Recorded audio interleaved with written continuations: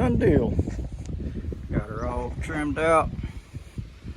She's ready for the client. Warning, what you are about to see is for entertainment purposes only. Do not attempt to repeat anything that you witness on this channel. I am what you call a professional redneck. Y'all come on along, help Cole make these damn planter boxes. He's dumb, he can't do it on his own. A couple of my boards that I'll be using today are actually just a little bit over 6 inches. It was some leftover material from some orders that I was filling, and the boards that I had there, they weren't quite good enough to make the cut, and so I set them off to the side to reuse for things such as this. And so let me show y'all how we're going to set the table saw to bring these down to 6 inches for you beginners out there. So whenever you go to set your saw, you want to pay attention to what side you're going to need your finished piece to be on. For me, that's going to be here in between my blade and my fence. So come over here, that's my fence lock, it's unlocked. Now whenever you set this, you want to pull it over and set at the inside of the blade. This is kind of hard to do with the phone in my hand. Right here at the inside of your blade, you want to be on 6 inch mark. That way, as you're cutting, you're not losing this 1/8 inch on your blade. If you set your 6 inches to the outside of your blade, you're going to lose an 1/8 inch, and your piece will wind up being approximately 5 7/8 instead of 6 inches. So there you go. Now you know why your measurements keep coming up short. And now that we've got our saw set, we're ready to go ahead and rip our board. Now try to be sure before you dive into the blade that you've got your board all the way flat against your fence. You don't want to teeter either direction. And also try to be sure you're not holding it up like so or up like so. You want that board to be completely flat to the saw.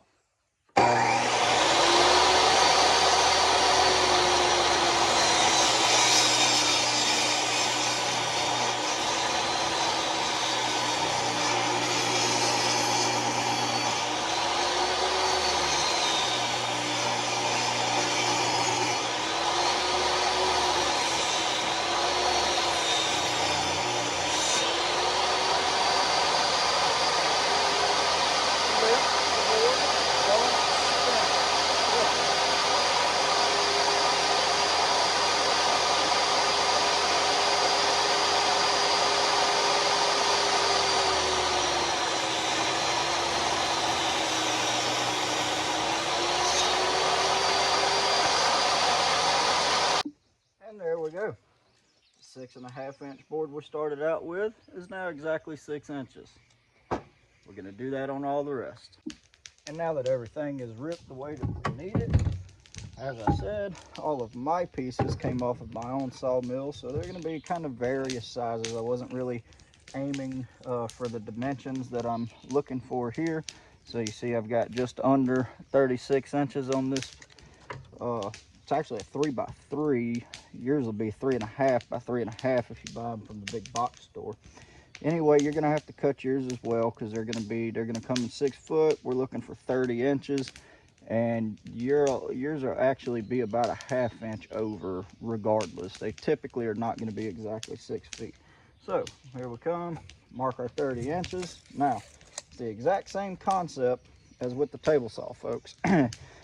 Whatever side is the piece that you want to keep, you're going to put your keeper piece, or rather you'll put your blade to the drop side. So say I want to keep this piece and I want to drop this piece. That means whenever I line up on this line, if I have my piece to the left side of the blade, my keeper piece is to the left side of the blade, then I'm going to line up the left side of that blade right here on this line. I'll bring you over here, see if we can get a good view. So let me just pull that back out of the way. And you don't want the middle of your blade, you're going to lose material.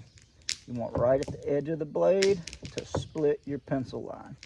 So right in there is about what we're going to be looking for.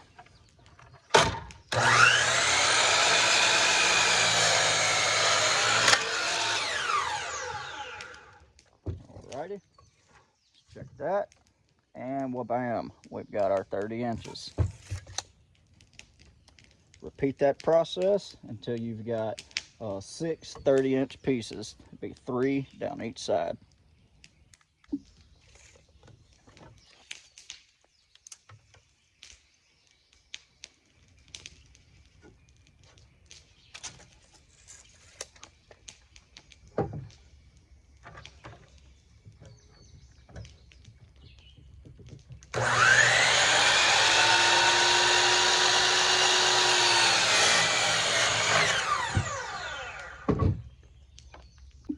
Now it occurred to me as I was sitting here cutting these pieces that I've seen a lot of people in the past on job sites and whenever I used to work for someone, and as well as people that have come to work for me as I was training them on the job site.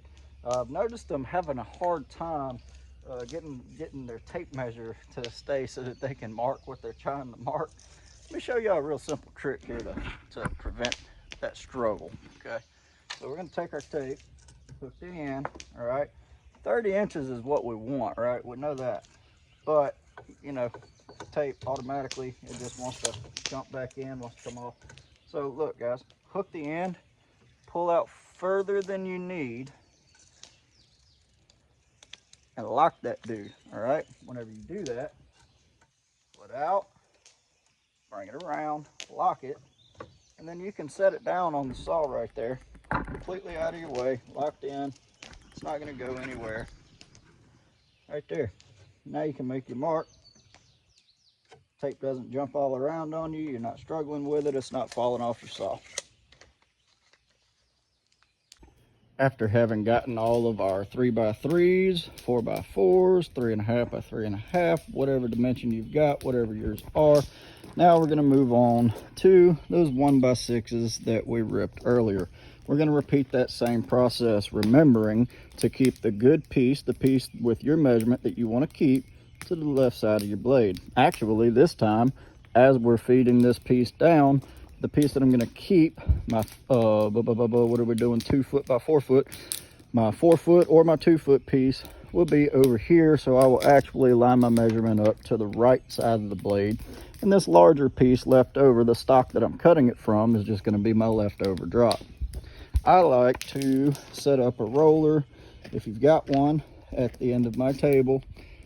Makes it a little bit easier. You don't have to have anybody to hold your board if you do that. So let's go ahead and get it. You want to try to always remember to check the end of your board before you get going. Check to make sure that it is square. There's multiple ways you can do this. The easiest, quickest way is to just throw a speed square on here, or show you a little trick. As long as your saw is good and square, you can bring the saw down, have your board flat against your fence. I'm sorry, this is kind of hard to do. Let me zoom out. Here we go. And bring that in. If you've got no space on either side of the board against the blade and you're flat against your fence, then you know that your end of your board is already squared. However, also check for things like that. Got a little crack in my board, so I'm going to go ahead and jump about a 1/2 inch behind. And you can't really see it in the video. That crack goes way beyond where y'all are able to see it in here. It actually stops about in here. I'm going to come roughly a 1/2 inch behind that, chop her off, and then we'll pull our measurement. And here we go. As I was saying earlier, I've got the end of my board squared up. I pulled my 48 inches because I want these to be 4 foot long by 2 foot wide. And my blade is set to where it is going to hit right at the very point of my 48 inch measurement right there. Now, as I stated before, I lay my stock to the left side, pulling my measurement from the right side of my stock. Right to left is how I pulled it. Therefore, this piece is the one I want to keep. That piece is going to be my remaining stock or my drop, but I will be able to get more out of that. Therefore, right side keeper piece, line it up with the right side of the blade. If you line it up on the left side of the blade, you'll lose material. If you line up on the middle of the blade, you'll lose material. Right side of the blade to the very, very point of where you marked, and you'll get a good accurate cut every time. Everything having been cut to the proper length, I've moved over to an elevated flat surface just to make this a little easier to do. And now we want our boxes to be 18 inches deep. So I'm going to mark 18 inches on each side and in the middle as well. 18s and 18s. Having done that, we start off with our first 48 inch 1x6, and being that we're not looking to offset these posts in any kind of way, we are going to line up the end of the board with the end of the post. If we were going to offset it, or if we wanted our post to be on the outside exposed, then we would step it in. We do it a little bit differently. Now we'll go ahead, get it completely flushed up, then we'll know that it's pretty well straight, and we'll shoot her. Yeah, go ahead, make fun of me about my Harbor Freight nail gun. I've got better ones. This is just the only one that I had the proper size, proper angled nails for this project. So now we want to center this board, and we know we have an overall of 48, so I'm gonna mark 24s, middle, top, and bottom, and that way as I slide this guy over, I can line it up center for center on my marks. Boom. Now you can stick a square on here to check and make sure everything's good. I'll straighten it up as I go if it's off. I don't think it is. Down to this end. Same thing. We already squared up the ends of our boards, so we know that riding the end of this with the edge of our cant here should get us pretty much straight, square, level, flush, blah, blah, blah.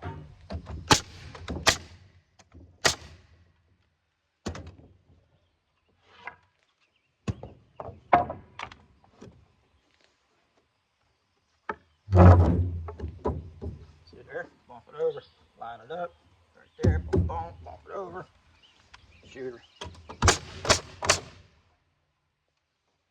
Down here,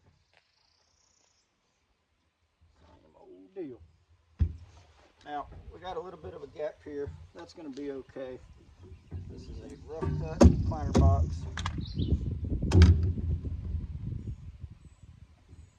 So a little bit of spacing is to be expected. That space might be just a little too big. Yeah. Well, actually I can close it up pretty good like that.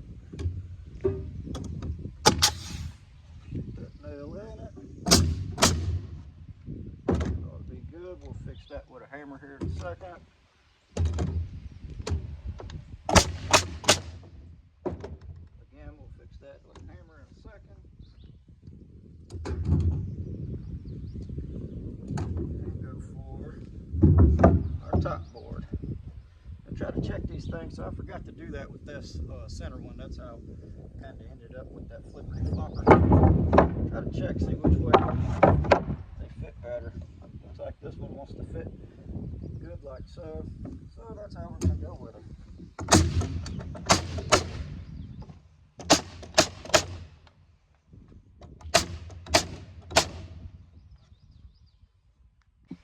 There you go. Just like I said, that nail head sticking up. Give her a whack. Give her a whack. That one there. That one. Get those two for the front of it.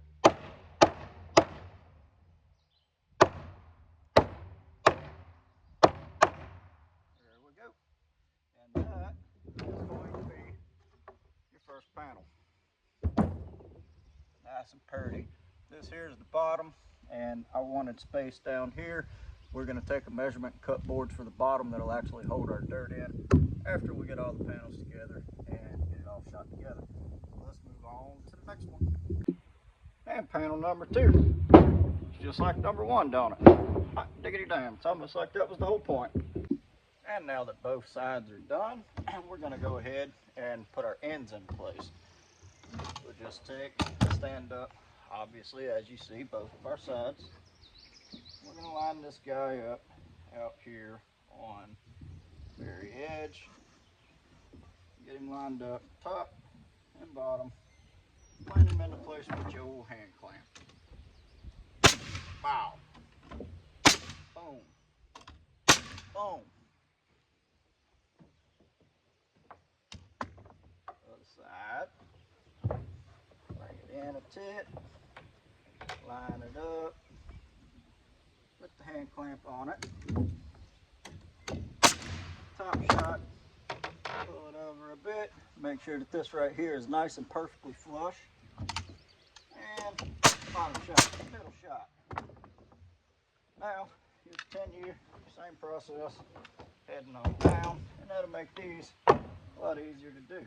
Boom, bang, bang, bang. Shoot it, shoot it.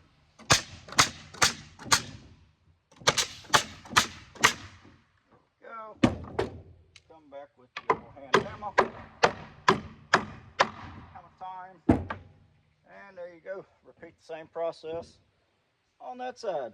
I mean, you know, unless you want to leave it open, but I don't know how you're going to hold dirt that way. And there it is. Both sides shot on.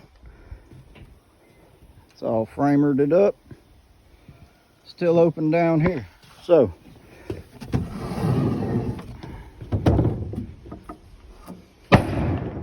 flip her over. Take your measurementos. First measuremento you want, you're going to need a support down this center right here. Otherwise, the boards are going to sag under the weight of your soil and your plants. And the way that you're going to get that is going to be inside to inside. Let me get this stupid tape to stay in place. Just bear with me. Using my trim tape. All right, inside, inside, and we have 4 foot.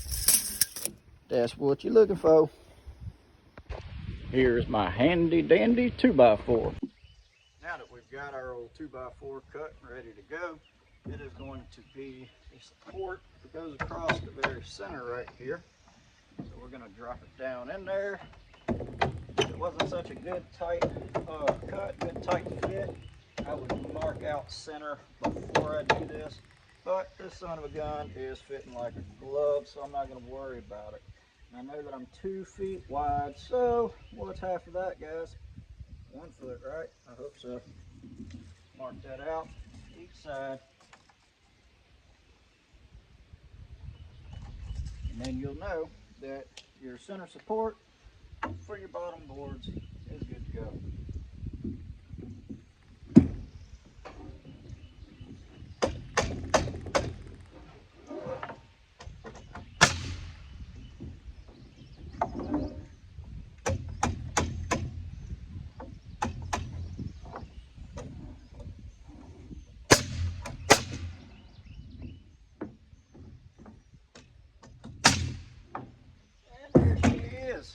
Now, we're going to pull a measurement across here, and we already know those are going to be 2 foot long, and we need to cover a 4 foot area, so we're going to need... Sorry, old video cut out there, y'all. We're going to go and cut up our next 8 6-inch wide 1x4s. Those will string across the bottom, and that'll give us a good bottom support for our box to hold our soil. And we're back with our boards. Now, obviously, in order to put these in, they don't fit around these legs, right? I'm going to show y'all a really, really easy, really simple way to mark this out that doesn't even require you to use your tape measure. So, put on the inside of your box, essentially. So that way your cut ends up on the correct side. Now we're going to come over here and we're going to mark the outside of this. And then on the other side of this post over here, now we're going to mark the inside of it. We're going to repeat this step over here. Bang, bang. There we go. Now, pull your board up top.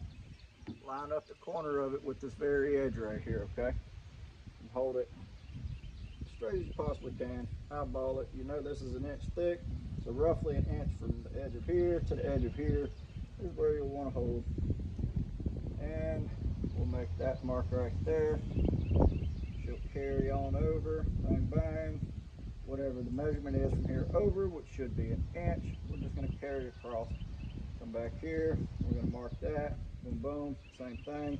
We'll transition this over with a speed square. I'll go get the speed square and show you how to do that real quick. All right, remember how we marked each side of the pole or post at each angle, at each point, right? Now, all you have to do is take your speed square, line her up, line here, flip her around, that line there. Okay, here's our other points, right? Square on the board, flip, line it up. There you go. No tape required. And I'm going to dive in with my oscillating saw and cut this out. You can use a jigsaw. Sure, a lot of people will probably say that that's the proper way. I don't really care. I'm going to use my oscillating saw because that's what I want to use. I don't feel like messing with the jigsaw. Cut it out.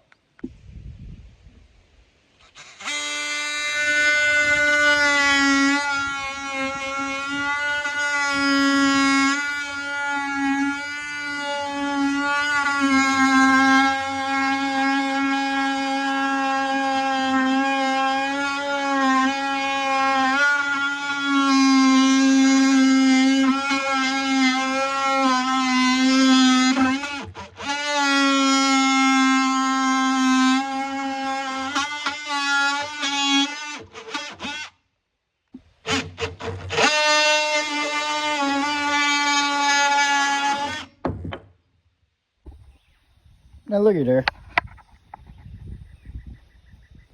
Fits like a doggone glove. Y'all didn't think I could do it with that oscillator, did you? Alright, at this point you get your nail gun, pop, pop, pop, pop, pop some nails in it. Then you're going to repeat your process as we did there, the center and the end. There's the bottom all shot on.